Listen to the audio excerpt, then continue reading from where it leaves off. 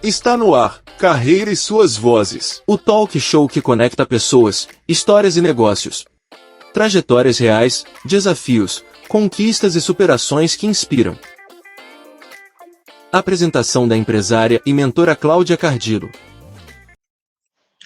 Olá, seja muito bem-vindo, muito bem-vinda ao Carreira e Suas Vozes. Hoje vamos falar sobre um dos temas mais urgentes do mundo corporativo: como gerar resultados reais em um cenário cada vez mais complexo, sem perder aquilo que sustenta qualquer organização: as pessoas.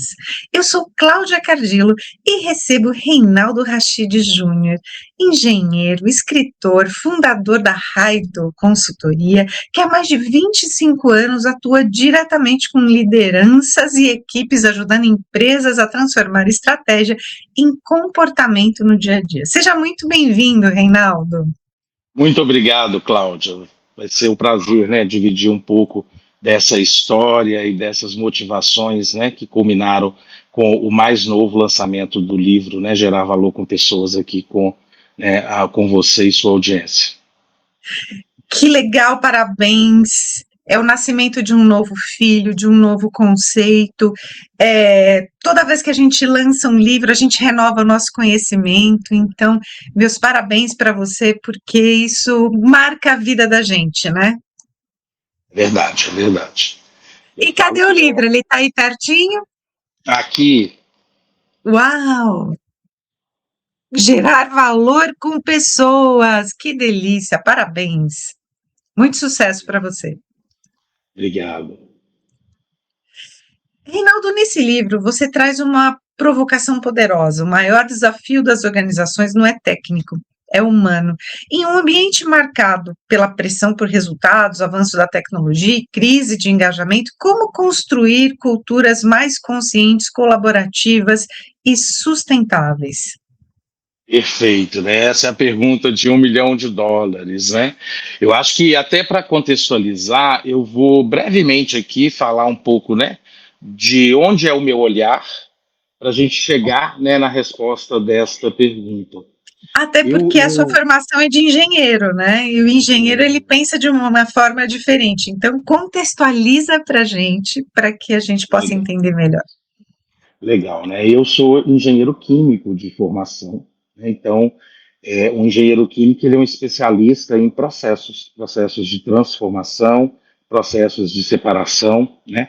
E é muito claro, quando você pensa em processo, que você tem ali inputs e vai ter uma resposta, um rendimento, um resultado, né? E aí, da engenharia, eu caí, né, na minha, ainda muito jovem, depois do meu mestrado, eu fui trabalhar com uma consultoria, né, que mais à frente viria a se tornar uma das principais consultorias de gestão para resultados do país, né, que hoje se chama Falconi. Então eu trabalhei Conheço muito bem a Falconi, porque quando eu trabalhava no mundo corporativo, a Falconi implantou um processo de gestão de pessoas dentro da empresa durante um ano, e eu participei desse desenho, né, desse organograma, foi muito legal, aprendi bastante também com eles. Legal, legal. E a essência, né, assim, da consultoria estava muito pautada em método.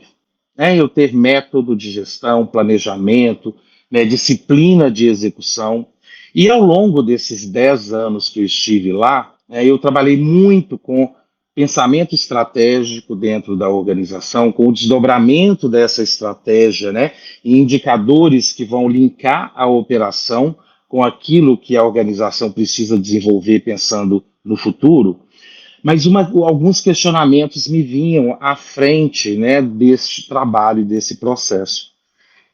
Frequentemente, né, o trabalho de um consultor de gestão, ele é essencialmente a gente entender a construção de resultado daquela organização e buscar, por meio de uma análise, né, de dados histórica, olhando para o mercado, e até mesmo a racionalidade, né, prevista ali dentro do conhecimento técnico de cada negócio, você conseguir compreender oportunidades de melhoria desse resultado olhando para o processo. E frequentemente, a gente, né, a equipe de consultores sentava à frente de grandes líderes e grandes gestores, né? Eu diferencio muito esses dois papéis ao longo, né, dentro de uma organização, mas eu percebia, né, que a gente chegava ali com um mapa de oportunidades e muitas vezes o próprio gestor que gerou aquele benchmark no passado não reconhecia aquilo como uma oportunidade, né? E muitas vezes os resultados que nós, né, prevíamos que acontecessem com a aplicação de um método que já foi testado, né, e muito eficaz para a construção de resultado, mas muitas vezes isso não vinha na perspectiva que a gente acreditava que seria possível. E aí, muito frequentemente, né, isso era apontado para uma caixinha que a gente chamava de liderança. Falava, olha, o método, né, para ele ser usado, as pessoas têm que querer usar o método, né? Eu preciso de uma liderança que apoie, né, que patrocine a incorporação daquela metodologia dentro da gestão de uma organização. O método ele precisa ser desejado, né, pelas pessoas para que ele seja incorporado. Se elas não entenderem, elas não desejam melhorias, né? E aí elas não implantam dentro da empresa. Então, essa sua fala vem com um viés muito bem amarradinho, porque é exatamente isso. Se a pessoa não compreende, ela não deseja, ela não implanta e ela sabota. E, Cláudia, além disso, né, toda essa estrutura, né, toda organização precisa construir resultados, né, gente? Então, acho que o primeiro ponto é a gente perceber que valor é esse que a gente precisa gerar e mais, né? Como a gente gera esse valor, né? Valor para quem? Né? Porque quando a gente pensa numa organização, desde o acionista aos executivos, né, aos clientes, os fornecedores e aos colaboradores, é tudo uma construção de pessoas para pessoas. Então, quando a gente fala assim, olha, né, o meu fornecedor, né, ele é muito difícil, na verdade eu estou falando com aquela pessoa que representa aquele fornecedor na relação que eu construo com ela. E aí, o que acontecia, né? Todas essas pessoas, quando diante desse mar de oportunidades que nós, consultores, identificávamos, muitos deles sabiam que no momento em que eles adotassem aquela oportunidade como uma meta de trabalho para ele, né, ele entraria num ciclo de comando e controle, ou seja, ele entraria ali numa perspectiva no qual ele ia ser cobrado por aquele resultado. Né? E se você não tem uma cultura no qual as pessoas aprendem com os próprios, né, com o próprio trabalho, no sentido de evolução, isso fica complicado. Por quê? Porque o enfoque das pessoas é no que deu errado, no que não foi alcançado. E a empresa, a organização, ela perde uma oportunidade muito forte de construir aprendizado sobre o que está dando certo. E aí fica tudo muito no subjetivo e nada no concreto, porque as pessoas não realizam, o time não realiza, e o time não realizando, ele não comemora suas vitórias. Então é um líder que não produz resultados, né? Eu falo muito disso, que a gente tem que ensinar o outro a vencer, porque todo mundo dentro desse conjunto, desse ecossistema de pessoas, no fundo, está todo mundo buscando realizar algo. Porque é a partir dessa realização que vai conectar com o sonho individual de cada um. Né? Então eu trago essa perspectiva de que o ambiente profissional é um espaço de realização, um espaço de troca. Né? E aí, quando eu saio dessa consultoria, né, de gestão e vou trabalhar dentro de uma organização, né, eu trabalhei 3 anos aqui como executivo na Itambé, uma cooperativa na época de leite. E aí, o que aconteceu? Né? Você está falando de que lugar? De Belo Horizonte. Ah, que legal! Então você está em Minas Gerais, Belo Horizonte, que gostoso! Então, é porque quando você falou de Itambé, eu falei, peraí, onde é que ele está, né? A Itambé é uma empresa aqui, né, que muito, muito forte nacionalmente na área de lácteos, né? E aí eu saí desse olhar, né, do agente externo como consultor e fui viver o ambiente interno da organização. E aí alguns questionamentos me passaram pela cabeça assim, de conseguir perceber por que as pessoas competiam entre elas quando o esperado era colaborar. E aí eu linko isso com a possibilidade, né, de você conseguir enxergar a organização como um sistema, onde uma parte ela afeta o resultado do outro, né, Cláudia? E você, como A- engenheiro, tem uma visão cartesiana do negócio, né? A sua visão é muito fria, né, para a situação. O engenheiro, eu gosto muito de trabalhar com engenheiros porque eles trazem a situação exatamente como ela é, né? Não fica mascarando verdades, né, para poder dizer aquilo que vão dizer. O engenheiro, ele diz o que é. E você deve ter encontrado, né, trabalhando em empresas, até como a Itambé, que é uma empresa mais tradicional, desafios nessas organizações. Quando que você descobriu que esses desafios eles não eram técnicos, mas eles eram mais humanos? Então, né, quando se é consultor, você tem ali o benefício de ser um agente externo, né? E quando você passa a ser um agente interno da organização, você começa a perceber, né, a cultura daquilo que não está escrito, né, daquilo que não está em procedimento, mas como de fato as coisas acontecem. E aí eu comecei a perceber as rivalidades, os medos, os egos, né? A arrogância muitas vezes ali também que nos impede de aprender com o outro. E tudo isso mais à frente eu fui estudar sobre cooperação e fui compreender que isso se tornam barreiras individuais, né? E eu linko isso muito com a minha história, né? Eu lembro que lá na engenharia química, lá no passado, os meus pais diziam comigo, né? Eu sou de 74, então eu estou falando aí de uma época do final, do início dos anos 90, né? Os meus pais falavam comigo assim: olha, meu filho, você tem que ser o melhor. Se você não for o melhor, não vai ter espaço para você, né? Só vencem os melhores. E aí, gente, quanta crença limitante a gente chega, né? E isso vai se transformando no comportamento dentro da organização, aonde eu olho para o outro como um rival a ser vencido e não como um agente importante para que eu possa realizar o meu trabalho, né? A empresa, ela é um sistema vivo, onde uma parte sozinha, né, não faz, não adianta eu vender se eu não tenho quem produza, né? Não adianta eu produzir se eu não tenho quem venda, se eu não tenho quem faz a comunicação desse produto adequado no mercado. Então, isso, Cláudio, eu comecei a perceber, né, o quanto os espaços da empresa eles se tornam competitivos dentro da organização. E a verdadeira competição ela está do lado de fora. Ninguém pode fazer por uma organização o que quem está dentro pode fazer, né? Então, você olhar com essa perspectiva e levar isso para uma visão da liderança, aonde ela é capaz de perceber que o valor que ela pode gerar depende de muitas outras pessoas, isso muda a forma como esses relacionamentos, como esses ambientes de construção, eles acontecem, né? Menos respostas prontas, menos decisões top-down e mais construção. Porque quem está lá na base precisa fazer sentido e perceber como que uma decisão, por mais operacional que ela seja, afeta a estratégia da organização. Reinaldo, então foi esse seu olhar diferenciado que te motivou a transformar anos de consultoria e gestão em um livro, em vez de seguir apenas com esse conhecimento aplicado no dia a dia das empresas? Perfeito, Cláudia, foi isso mesmo, né?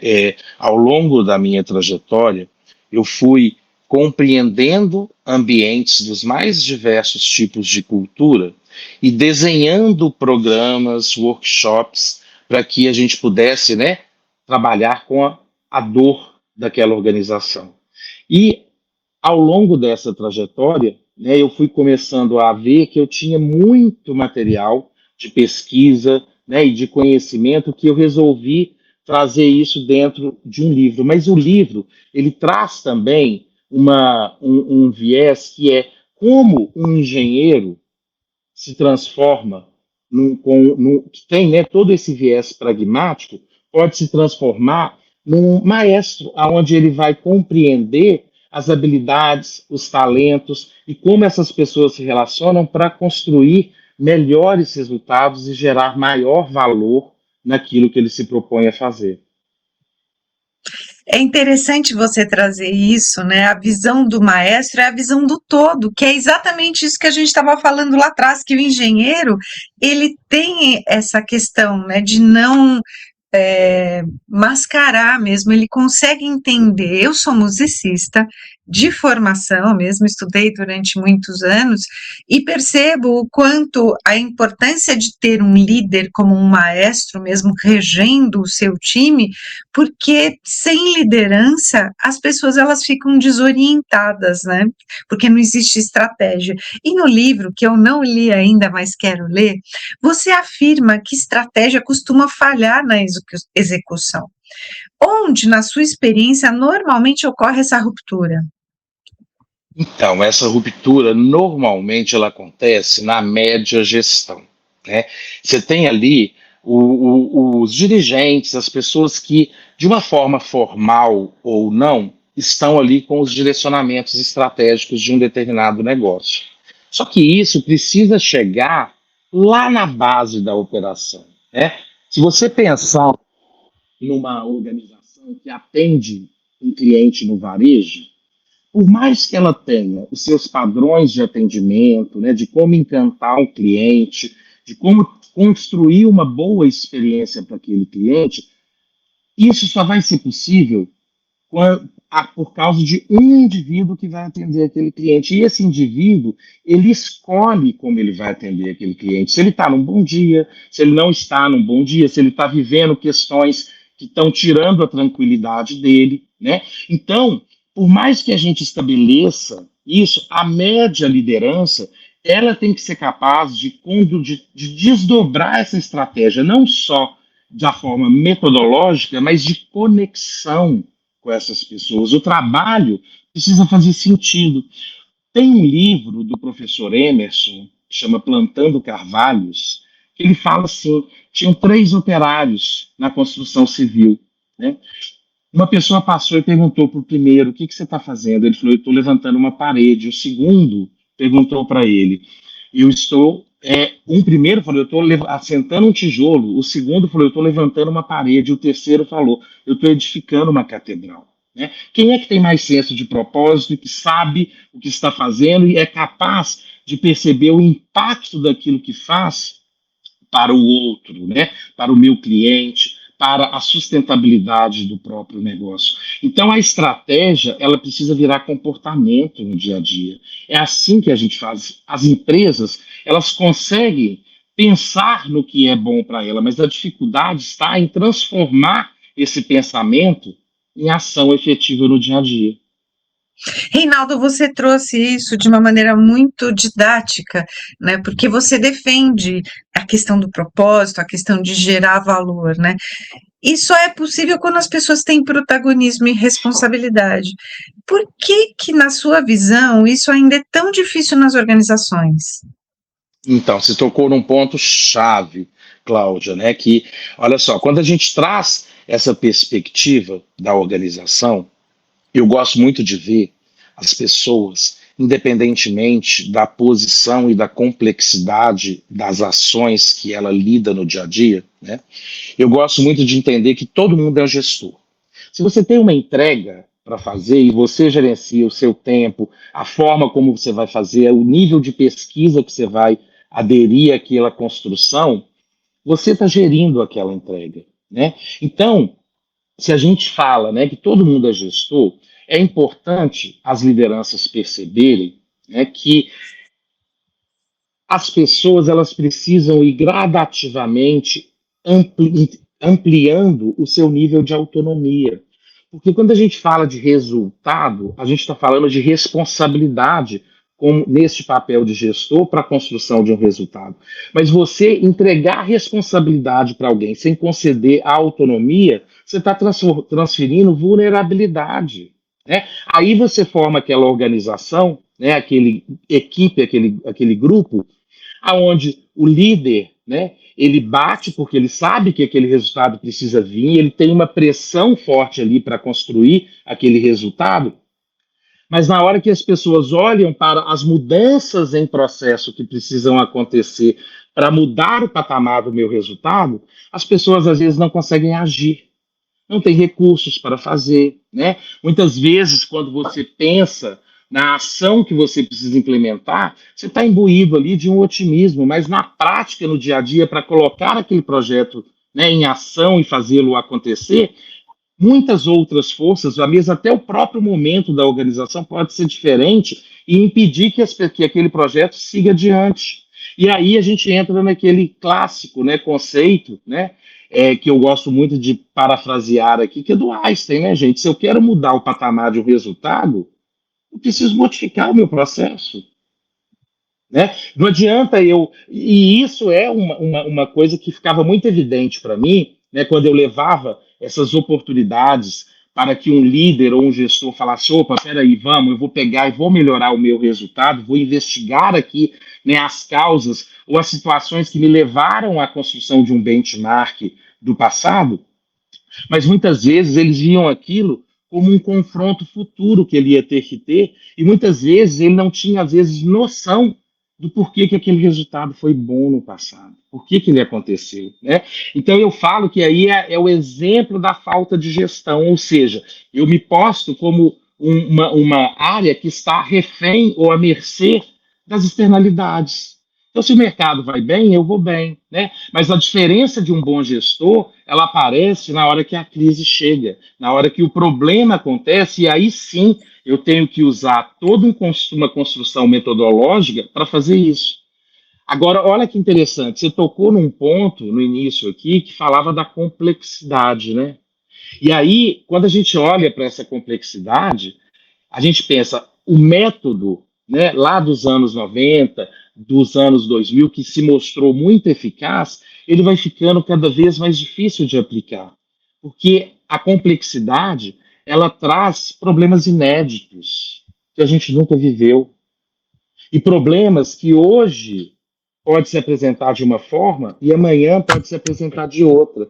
Isso vem muito em linha com a tecnologia, né? Porque hoje a gente começa a ter clareza e perceber que muitas variáveis afetam o resultado que antes a gente não conseguia mapear.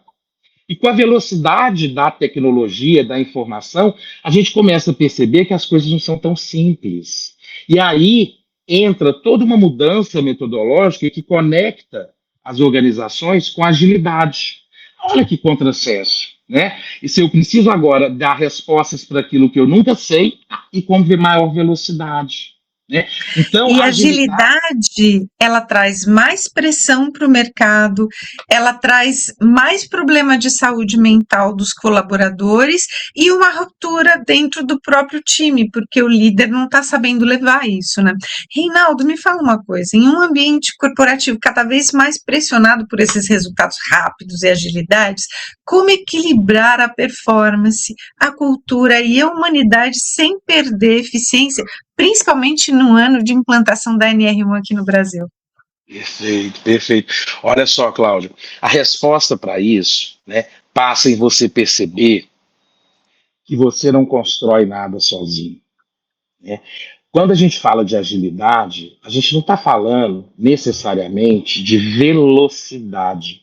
Porque se eu tiver, né, uma construção equivocada e for veloz, né, o buraco vai aparecer mais rápido à minha frente. Então, essa agilidade, na verdade, ela se transforma em eu identificar pequenas oportunidades de construção de valor, né, transformando essa construção menos individualizada e mais coletiva, onde eu preciso traduzir isso em diversidade de pensamento.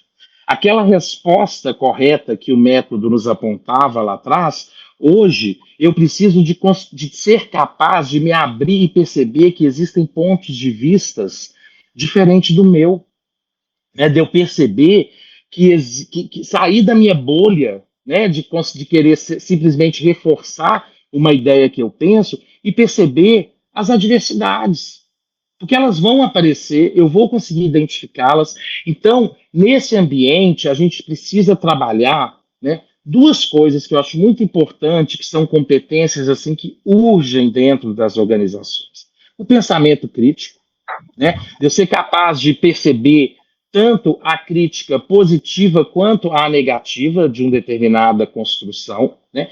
Mas mais do que isso, a plasticidade, a capacidade de se adaptar, de desapegar de uma construção que fez sentido semana passada e que hoje, com uma nova informação, com um novo ponto de vista, me direciona o olhar para uma nova direção. A ambiguidade dessa complexidade está aí, né? Então, quanto mais eu perceber e trazer, né, consciência do porquê que o trabalho, né, por mais operacional que ele seja, é importante, eu vou caminhar na direção de construir hipóteses que eu vou testar mais rapidamente para conseguir enxergar se aquilo faz sentido para a construção de um resultado maior. Um ponto muito importante que eu vejo é assim, né? Olha só. E aí, conectando até com a NR1, né, que traz essa mudança agora, né, que a segurança deixa de ser algo físico e passa a ser, né, psicossocial ali dentro, e isso tem muito a ver com o papel do líder dentro das organizações, né? O que que eu digo? Eu falo assim, olha, a primeira pessoa que tem condições de ver o problema na hora que ele acontece, quem está executando. Não é o presidente, não é o diretor, é quem está lá na base. Porém, esse indivíduo, ele precisa ser treinado, capacitado para ele enxergar que aquilo é um problema. E algumas vezes ele até enxerga, mas ele não encontra um espaço seguro para que ele leve esse problema para ser tratado adiante sem ser responsabilizado por ele.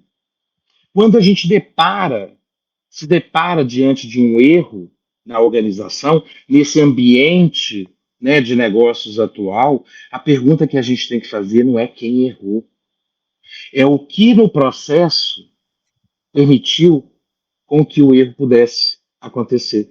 Né? Porque aí eu vou lá e vou modificar o processo, porque se eu nomino o processo, eu levo ele para um patamar onde eu posso impossibilitar o aprendizado do outro. Né? Excelente olhar esse seu, de tirar do colaborador a responsabilidade do erro, porque o erro está no processo. Só precisa ser identificado onde e como que isso pode ser evitado, né? Perfeito, perfeito. Porque se você nomina, né, o erro, e isso pode ser confundido na hora que você expõe isso, né, como assédio. Então, você, quando dá o nome ao erro, você mata muitas vezes a possibilidade de que outras pessoas aprendam. Então, hoje, o Reinaldo, ele aprendeu, ele não vai fazer mais errado. Mas amanhã, o João vai errar. E a gente vai estar na mesma situação e não resolvendo, né, verdadeiramente o problema. Isso é muito bom, essa sua visão, porque dentro da tua obra você traz esses modelos práticos, né, de quem já vivenciou na prática, e você falou isso, que você aprendeu, né? Como essa equação, que é uma das questões que você coloca, a equação da confiança, o roteiro de 10 passos, eles podem ser trazidos como conceitos subjetivos ou eles ganham estrutura e método? Como que funciona isso? Então, essa equação da confiança, né, eu trago ela lá de um livro, né, do Handbook do Conselheiro, né. Essa equação, ela é muito poderosa porque ela mostra o seguinte, né, quando a chave disso tudo que a gente está falando é construção de confiança. O time, ele precisa, né, confiar um no outro, no seu líder, né, para que o time se mova como um todo. E aí ela fala o seguinte, olha, para eu construir confiança, eu preciso ter credibilidade, eu preciso ter confiabilidade, ou seja, eu preciso saber que o meu líder, quando tiver que tomar uma decisão que me afeta, ele vai me considerar nessa decisão. Né? E ele precisa ter o que as pessoas mais pensam quando vai trabalhar em equipe, é a proximidade. Mas ela é só uma das alavancas. Né? Além disso, tem uma outra alavanca que é inversamente proporcional, que é o quanto o líder fala eu ao invés do nós. Né? E aí isso muda e conecta com o programa dos 10 passos. Por quê? Né? Porque lá no programa dos 10 passos é tudo feito, são construções que são propostas aonde eu levo o meu colaborador a pensar e propor a solução de um determinado problema. Claro, eu, como papel do líder, do gestor, eu vou direcionar para que esse pensamento, né, ele conflua, mas muitas vezes eu sou surpreendido com algo que no meu modelo mental eu não considerei naquele momento. Talvez por ter uma perspectiva mais positivista, né, do que outro. Então, quando a gente leva isso, né, quando o colaborador ele entende que ele é um papel que constrói junto, né, ele se engaja mais. Né? Se a gente parar para pensar, a resistência das pessoas a um processo de mudança né, ao engajamento em uma decisão que a gente precisa mover toda uma equipe, ela passa quase que invariavelmente pelo seguinte critério, né? Eu reconheço que eu deveria ter participado de uma decisão, mas eu não fui convidado, ou seja, eu me vejo com atributos para participar de uma construção, mas a gente não pode envolver todo mundo, então a gente seleciona as pessoas que vão, né, participar de cada projeto, de cada ação, mas aquela pessoa, a resistência aparece por isso, porque ela julga que ela deveria ter sido convidada para contribuir, e não contribuiu. Ao mesmo tempo, muitos que são convidados para contribuir, né, muitas vezes podem estar de corpo presente ali dentro, só ouvindo ou emparelhando o seu posicionamento com o líder ou com uma outra figura de referência. Então, essa abordagem da cooperação, ela estimula, né, o compartilhamento de ideias. Né? Se você veio e foi convidado para uma reunião, né, para uma construção, é porque a sua opinião é importante.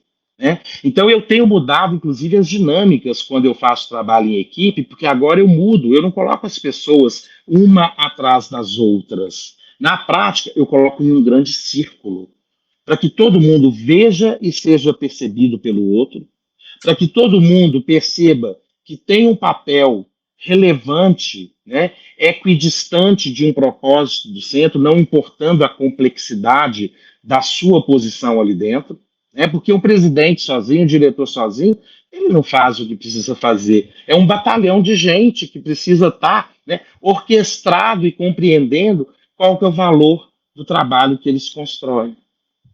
É exatamente isso, né? E quando a pessoa coloca o ego num primeiro lugar, por que que eu não fui convidada, e não busca, não cava a oportunidade de mostrar o seu talento, ela realmente fica de fora. Reinaldo, eu quero te fazer uma pergunta, porque tem muita gente que confunde o que é gestão e o que é liderança. E ao longo do livro você até discorre sobre isso, né? Por que que essa confusão é tão comum, desses dois papéis dentro das empresas? Boa pergunta, Cláudia. Olha só, eu vou responder o que eu entendo dessas diferenças e aí a gente vai chegar aí, né, nessa do porquê essa dificuldade. A figura do gestor, um gestor, a principal função dele é alcançar um resultado. Né? O próprio professor Falcone traz isso muito bem na sua obra, falando gerenciar é atingir metas. Então, a figura do gestor, né, ele questiona o que eu preciso entregar e até quando eu preciso entregar. Né? Então, o gestor ele precisa de uma estabilidade de processo. Quando ele faz uma mudança, ele não pode lidar no dia a dia com um processo instável. Então, ele precisa de estabilidade. Então, ele, na verdade, muitas vezes, quando ele recebe uma meta, ele não olha o que eu preciso mudar, ele olha como eu vou alcançar essa meta com o time que eu tenho. Já o líder, ele define a meta. Ele olha com esse olhar de protagonismo à frente, ele questiona não o como e quando, ele questiona o porquê. Ele identifica, né, oportunidades de mudar o status quo, de agir para mudar uma cultura que está estabelecida. Né? Então, enquanto o papel do gestor ele busca provocar muito mais ordem e consistência, e que é extremamente importante, o papel do líder, né, ele precisa buscar transformação, mudança. Né? Ele precisa ser capaz de conectar as mudanças que estão ao entorno, né, no mercado, no concorrente, no desejo desse cliente, né, que também hoje é um cliente conectado, né, um cliente que não confia no que você diz, mas ele confia no que dizem sobre você. Então a reputação ali é cada vez mais importante. Então, o papel do líder, né, ele precisa estar sempre buscando uma construção, um olhar para a melhoria contínua, para a inovação. E o gestor, ele é a pessoa que vai traduzir essa melhoria em estabilidade de processo, né? Então essa Então, dificuldade ela acontece muito porque na minha visão assim, né? As pessoas falam, o meu gestor, né? Mas eu e o meu líder, né, são papéis que coexistem, mas nem todo mundo tem essa clareza dos momentos em que eu vou ter que vestir esse chapéu do gestor e do momento que eu vou vestir esse chapéu do líder. Então, na prática, pela sua fala, eu entendo que o líder é muito mais aquele que tem a escuta ativa, tanto para o mercado interno dele, que são os colaboradores, como o mercado externo, que é o cliente, e então ele atua muito mais na estratégia. E o gestor atua mais na execução. Por aí, né? Mas essas coisas não são desconectadas, né? O tempo inteiro eu tenho que estar pensando na estratégia e como é que eu conecto isso ali na minha base, na minha execução. Isso mesmo. E a colaboração, ela aparece como uma competência central, não como algo espontâneo, né? Quais são as principais barreiras que líderes precisam enfrentar, ou gestores, para poder torná-las reais? Então, são várias, Cláudia. Assim, elas nascem de um conjunto de barreiras individuais, né, que vem dessas crenças de cada indivíduo, né? E as cinco principais, né, são, vou ver se eu vou lembrar de todas aqui: ego, vaidade, medo, desejo de poder e arrogância, né? Na Vamos repetir, colaboração, então, ego, vaidade, desejo de poder, medo e arrogância, né? A arrogância no sentido de que quando eu vejo que eu não tenho que aprender com o outro, né? Hoje a gente fala de aprendizado ao longo da vida, né? De lifelong learning, e o verdadeiro aprendizado ele está em cada contato que a gente faz, né? Em cada troca. E aí, Cláudia, olha que interessante, né? Isso tudo vai se transformando numa série de barreiras culturais dentro da organização, né? Uma delas, só para a gente citar, é a barreira do não inventado aqui, né? Então, assim, olha só, eu sou o diretor de marketing da minha companhia. Eu deveria, né, ser a pessoa central nas proposições estratégicas de direcionamento de um produto, por exemplo. Aí, de repente, vem lá o gerente de logística numa reunião de construção e dá uma ideia. E aí o diretor de marketing, ao invés dele falar, olha, que ideia legal, vamos investigar, né? Vamos sentar junto, vamos construir e ver o que a gente pode agregar aí para fazer, né? Para ver se essa é uma boa ideia de verdade, né? O que ele faz? Olha, essa é uma ideia, parece boa, mas eu é que deveria ter trazido ela, né? A expectativa, a responsabilidade está em cima de mim. Então, os compartimentos que a gente vai criando dentro das organizações vai dificultando as trocas entre eles. Teve um profissional que eu estava fazendo um assessment dele, uma análise de potencial, de competências, e aí ele virou para mim e falou assim, ele era um superintendente de logística de uma rede de farmácias. E aí ele falou comigo assim, o Rashid, eu queria, né, fazer farmácia. Eu falei com ele, olha, você já é né, um líder e um gestor muito consolidado, né, dentro dessa área de logística, deixa eu entender o seu interesse, né, em ir para uma faculdade estudar farmácia. E aí ele falou comigo assim, olha, eu lido com muitos fornecedores e situações de medicamentos especiais que várias situações elas impactam o meu trabalho. Eu perguntei para ele assim: quantos farmacêuticos tem na sua organização? Ele me respondeu, na época, 115. E aí eu perguntei para ele: não é possível estruturar essa troca de conhecimento da sua necessidade com este grupo? Aí a resposta que ele me trouxe, né? Eu já tentei, mas as pessoas, né, não se abrem, então assim, eu não consegui movimentar isso. e tem certas coisas que eu tenho receio de dizer que eu não sei. Então, isso vai se transformando nessas barreiras, porque existem 4 virtudes que são fundamentais a gente desenvolver para que a gente consiga caminhar nesse ambiente de colaboração. Por isso ela é uma competência importante nos dias de hoje, né? Muitas vezes as pessoas veem a colaboração como aquela ação de mutirão para resolver um problema, né? Mas a colaboração ela precisa acontecer na prática diária. E as 4 virtudes são essas. Ó. A primeira delas é a abertura para compartilhar. Eu tenho que ter o desejo genuíno de compartilhar, porque é a partir desse compartilhamento que eu vou construindo novas histórias, novos conhecimentos. A segunda é o desapego. É eu perceber, Cláudia, que nós dois juntos aqui estamos construindo uma solução que é melhor para o todo, e não para mim e nem para você. Né? Muitas vezes, um gestor, um colaborador, ele tem uma posição inicial, uma ideia, e que ela foi fundamental para sucederem outras ideias. Mas a ideia que ficou definida, né, como ação e que vai ser executada, ela não necessariamente é aquela inicial. Então, muitas vezes as pessoas ficam torcendo para que aquele caminho dê errado, para falar, olha, lembra que eu tinha razão lá atrás? Né? E aí ele não se engaja. A terceira, para mim, é muito importante, é a plena atenção. Eu perceber que além de mim existe o outro. Está ligado com a escutativa, né, que você trouxe aqui há pouco tempo. E a quarta, né, que para mim também é uma extremamente importante, é a integridade. Né? É a gente permitir que o outro seja quem ele é. Porque o que está em jogo, né, não são as características do indivíduo, mas a competência dele para fazer o que precisa ser feito.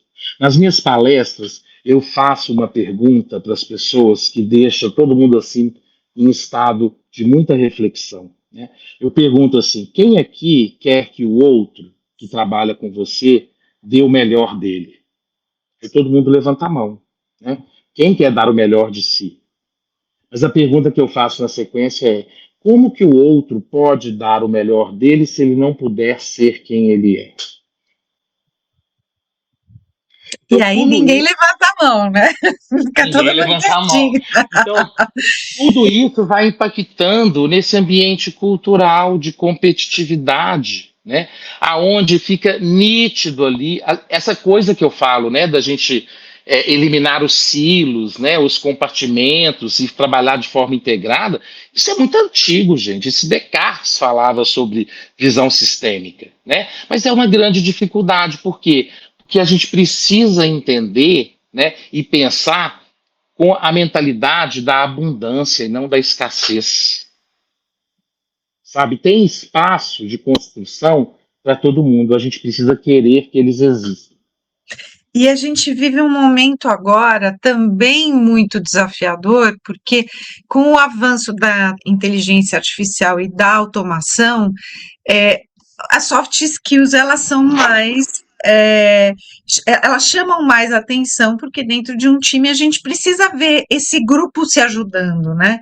Você acredita que as habilidades relacionais humanas elas se tornam ainda mais estratégicas nesse momento? Com toda certeza, né? Porque nenhum algoritmo vai conseguir substituir o sentir, né? Não vai conseguir substituir essas trocas que a gente pode fazer ao longo de um com o outro, né? Eu, quando uso, né, a inteligência artificial, meus agentes que me apoiam, que me ajudem a construir conhecimento, né?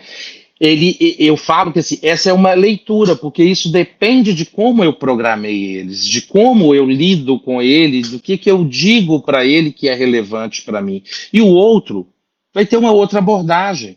Porque o que é importante para o outro é diferente do que é para mim. Então, a gente ser capaz, né, de lidar com essa dualidade e construir uma unicidade, uma comum unidade, é extremamente importante. E isso só é possível a partir das relações. Né? Então, eu acho que assim, se torna fundamental a competência do pensamento crítico.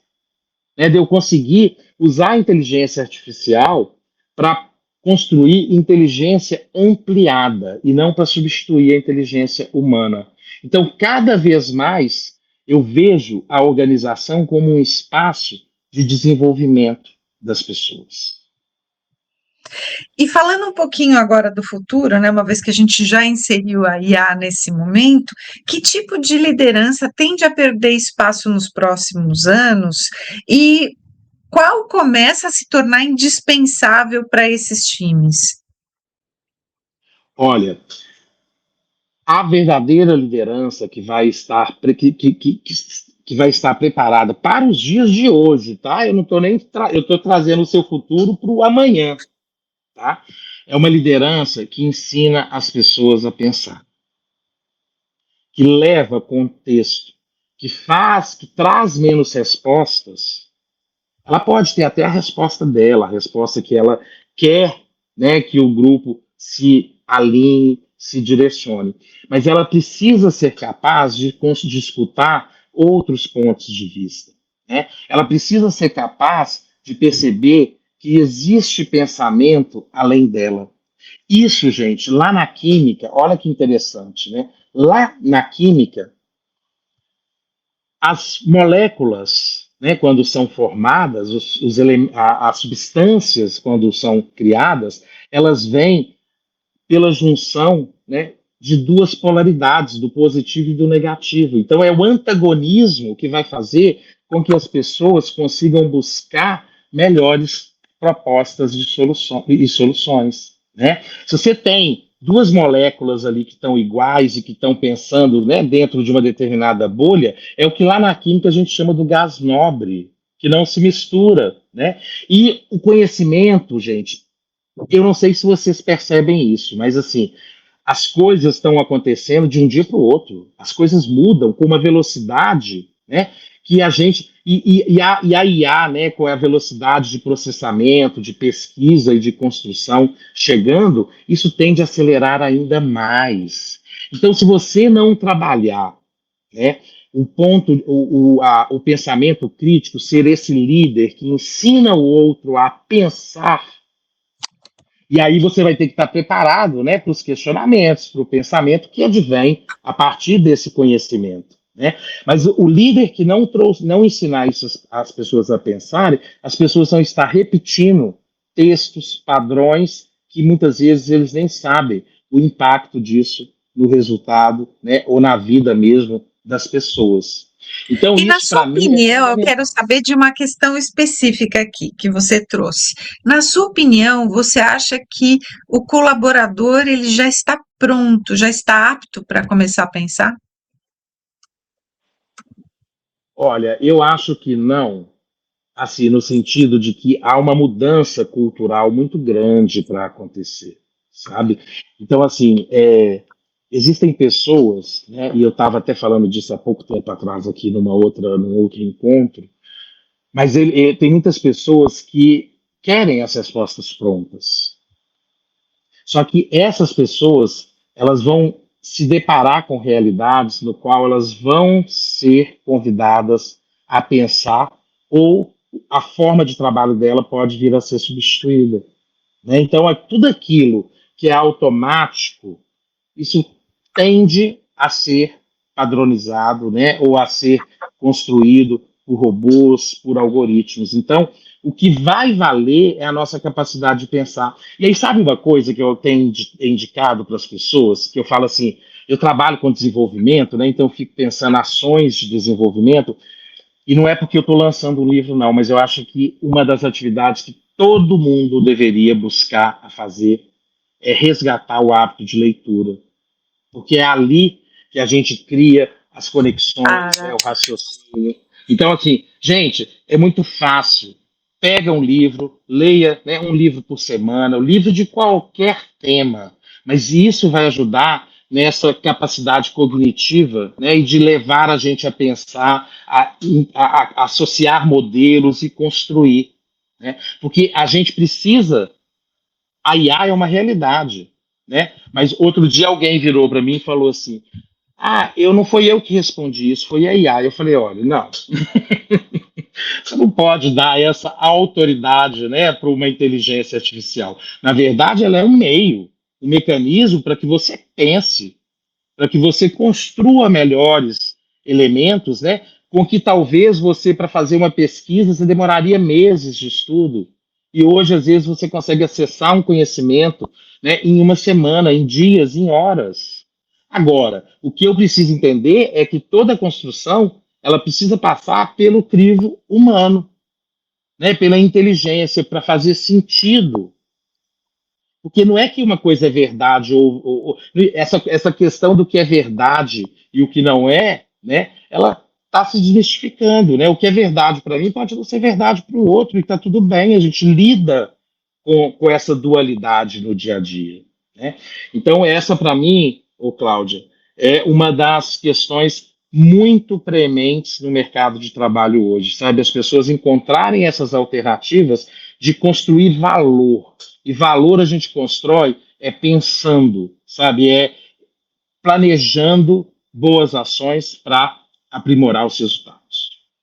Sabe que recentemente eu li uma notícia de que a geração millennials, que é essa nova geração do mercado, ela já se preocupa em leitura, ela já se preocupa em vivenciar momentos, em viajar mais, em curtir mais a vida, do que só trabalhar ou trabalhar e ter sempre a IA à frente, né? E a gente percebe isso pelas pessoas que passam horas na frente das mídias sociais, o quanto elas perdem da vida delas, o quanto elas podiam estar aprendendo, lendo, vivendo, viajando, elas estão ali sentadas igual robozinhos lendo aquilo que não traz absolutamente nada, porque a mídia social é só uma vitrine e você vai rolando esse feed. Então a gente precisa sim, e nós à frente desse mercado, né, como educadores, precisamos trazer essa questão para essas novas gerações, ou essas que já estão viciadas, né,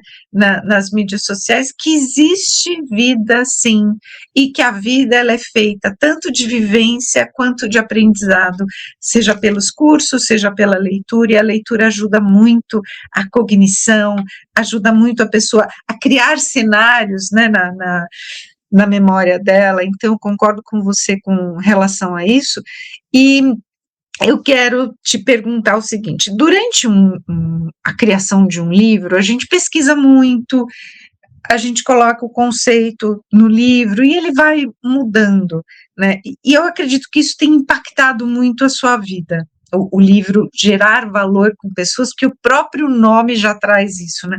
O que é que mudou no seu olhar sobre liderança, gestão e responsabilidade individual durante o percurso ou após o lançamento do livro? Olha só, né? Quando eu me conectei, né, com essa abordagem da cooperação, né, eu vinha dessa escola, né, de que meta dada é resultado cumprido, né, que uma meta não alcançada tinha seus bônus, os ônus ali dentro, né. Só que à medida que você vai vivenciando, né, todo esse ambiente relacional e percebendo, né, que a construção ela não acontece sozinha, né? A gente vai trazendo isso. Então eu fui trazendo isso para dentro dos programas que eu apresentava. E aí eu me deparei com barreiras assim gigantes, com organizações muito distantes desse pensamento, sabe? De que o colaborador ele pode pensar, ele pode propor, ele pode, né, refletir sobre como ele constrói o resultado dele, né? Só que aí, o que eu pensei? Eu falei, gente, isso, romper essa dinâmica, né, do comando e controle ali dentro, né, é muito difícil. Então eu falei, eu preciso de algo que venha para o campo inspiracional. Porque quando eu conecto isso, né, e o mundo, essa agilidade, a inteligência artificial, ela vem reforçando essa necessidade, como a gente falou aqui, né, eu falei, bom, eu preciso traduzir isso em um texto, né, que não vai depender, né? Porque quando você está aqui igual a gente está aqui agora, tem contexto, vocês estão me vendo, vocês estão ouvindo a minha entonação, né? E isso vai contando coisas. Mas o livro não, o livro é frio, né? Ou ele faz sentido ou não para as pessoas. Então o livro ele vem muito para responder esse processo, né? E aí, à medida que a gente vai trazendo, eu fui vendo como que essa correlação, né, que foi muito legal, porque muitas vezes eu já me deparei com pessoas falando assim, como assim você trabalha com desenvolvimento humano e não é um psicólogo? E aí o livro vem muito para trazer também, né, essa autoridade, esse olhar com esse repertório, né? Então, eu tive esse cuidado de construir isso, porque hoje o maior desafio da liderança é o engajamento das pessoas, né? E essa geração hoje jovem que está presente, que eu acho que ela tem muito a nos ensinar, não é? Você trouxe aqui exemplos reais sobre isso, e que muitas vezes, né, eu me deparo com gestores, né, que já estão no mercado há mais tempo, que já têm uma estrutura consolidada, vendo isso com uma dificuldade de lidar com essas pessoas. Então, o engajamento, né, ele também está mais acelerado. Eu posso ter um time que está hoje totalmente engajado e daqui 3 semanas eu perder esse engajamento com uma mudança que acontece dentro dessa dinâmica, né? Então, para mim, eu venho assim, olhando assim, né, gente, método, ele é importante, porque a gente precisa alinhar toda a organização, né, na forma como a gente vai fazer. Mas as pessoas escolhem como elas vão fazer e usar esse método, né? Então, eu consegui perceber isso e trazer isso para o olhar do líder, né, de que ele é menos chefe, né, e mais um construtor de boas ideias, é o que eu me proponho aqui dentro dessa abordagem do livro. E, obviamente, à medida que você vai fazendo, você vai, né, se deparando, pesquisando, trazendo novos conceitos, reformulando, né, para que isso fique, né, que passe pelo teste da compreensão e da reflexão isolada do leitor. É exatamente isso, né? O livro ele transforma a gente em primeiro lugar para depois transformar os outros, né? E eu percebo isso muito ao longo das escritas que eu desenvolvo e chegando a fazer livros, o quanto a gente se modifica, né? O quanto a gente se transforma desde o início até o final, né? Reinaldo, nós chegamos ao final de mais um episódio do Carreira e Suas Vozes, mas eu quero te convidar para um novo bate-papo, para que a gente possa falar, sim, sobre desenvolvimento humano, que é uma área em que a gente precisa explorar mais, né? Cavucar mais, né? Trazer mais à tona essas mudanças, principalmente nesse ano em que a gente percebe em que muita coisa pode mudar aí, e nós, como falei antes, nós temos essa obrigação de levar para o nosso público, enquanto educadores, né, essa mudança. Então, eu te convido a voltar para que a gente possa conversar mais. Será um prazer, Cláudio. Estarei aqui com você. Muito obrigado. Que delícia! Eu que agradeço a sua presença e hoje nesse episódio nós pudemos entender que estratégia sem comportamento não se sustenta e que gerar valor exige mais do que processos, exige confiança, colaboração, protagonismo e responsabilidade compartilhada. Em um mundo em que a tecnologia avança rapidamente, são justamente as habilidades humanas como escuta, empatia e diálogo que se tornam diferenciais competitivos reais. Que essa conversa inspire você a repensar sua forma de liderar, de se posicionar e principalmente de se relacionar dentro das organizações, porque no final não são apenas as empresas que geram resultados, são as pessoas que fazem isso acontecer. Eu sou Cláudia Cardillo e até o próximo episódio.